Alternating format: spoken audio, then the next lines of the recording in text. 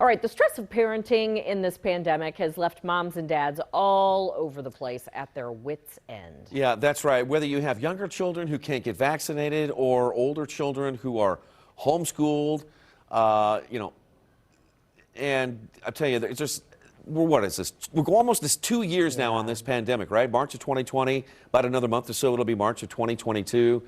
And I mean, the stress levels for some parents, I mean, it just keeps going, right?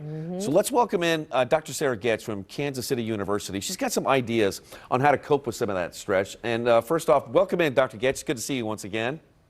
See you. We are really in unprecedented times. Here we are 2 years down the road. We're still wearing masks. Case counts are still high. What are you hearing from parents right now? You know, I think that this is really an unprecedented time of stress levels for parents.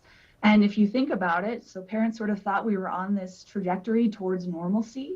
And then all of a sudden we have this Omicron wave, and just a long period of uncertainty now is really sort of crept in. So while you thought you had childcare, you thought your kids would be back in school, now they might be back at home at a moment's notice. And that's really, really tough for parents. Is that the most difficult part, is just kind of the uncertainty and not knowing day to day, kids in school, kids not in school, you know, what's going to happen next?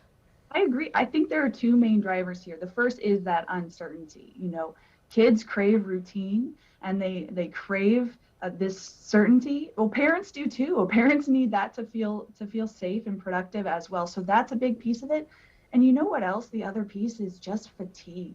You know, you mentioned this has been going on for 2 years. So when you're constantly worried about the safety of your children, and then you're worried about where they're going to be and how you're going to accommodate that, that is incredibly stressful and tiring. And I think parents are just tired of being tired. Dr. Getch, how are you helping parents deal with these stress levels? And what kind of exercises or thoughts that you offer to help them through hard times? Well, the first thing that I want these parents to know is that I see them. I see the stress that they are undergoing, and we all see it. So I want them to feel seen and heard. And then I want them to be kind to themselves. You know, you've heard me on Fox 4 before say, you know, being a good parent means putting on your oxygen mask first before you put it on somebody else. And so we do need to focus on taking care of yourself as a parent. Now, I'm not proposing that we engage in some giant self-care project here, but I am saying, hey, can we take 5 minutes to close our eyes? Can we take 1 minute to engage in breathing? 1 minute for relaxation, 1 minute for mindfulness. These little pockets for yourself are going to be helpful as you're dealing with this stress level. And for people who aren't parents, but they want to support a family or a friend, what's the best way to do that? I think modeling what I just did and saying, I see you and I want to hear you. Let me be here for you. Let me listen to what you're going through. And if you have the opportunity to say, what can I do to help out with childcare? What else can I do? I mean, that's wonderful too. But really just being a support in this moment, I think would be very helpful for parents.